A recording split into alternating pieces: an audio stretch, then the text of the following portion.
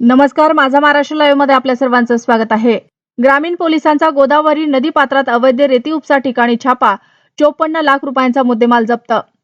नांदेड जिल्ह्यात अवैध रेती उपसा व साठवणुकीविरोधात पोलिसांनी धडक कारवाई करत रेती माफियांना जोरदार धक्का दिला आहे। नांदेड ग्रामीण पोलीस ठाण्याच्या हद्दीत गोदावरी नदीपात्रात सुरू असलेल्या अवैध रेती उपशावर छापा टाकत एकूण 54,25,000 रुपयांचा मुद्देमाल जप्त करण्यात आला असून अज्ञात 4 आरोपी विरुद्ध गुन्हा दाखल करण्यात आला आहे।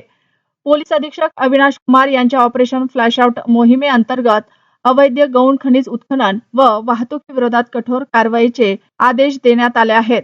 त्या अनुषंगाने नांदेड ग्रामीण पोलीस ठाण्याचे पोलीस निरीक्षक ओमकांत चिंचोलकर यांच्या मार्गदर्शनाखाली ही कारवाई करण्यात आली। दिनांक 5 फेब्रुवारी 2026 रोजी रात्री 9:30 वाजण्याच्या सुमारास बनगी वाहेगाव व पिंपळगाव निमजी शिवारातील गोदावरी नदीपात्रात इंजिन व ताराफ्यांच्या साहाय्याने मोठ्या प्रमाणावर अवैध रेती उपसा करून साठवणूक केली जात असल्याची गोपनीय माहिती पोलिसांना मिळाली। त्यानुसार पोलीस पथकाने छापा टाकला असता 4 आरोपी पोलिसांना पाहून अंधाराचा फायदा घेत पळून गेले। छाप्यादरम्यान नदीपात्रातून रेती उपशासाठी वापरण्यात येणारे तराफे व इंजिन पंचांसमक्ष जाळून नष्ट करण्यात आले।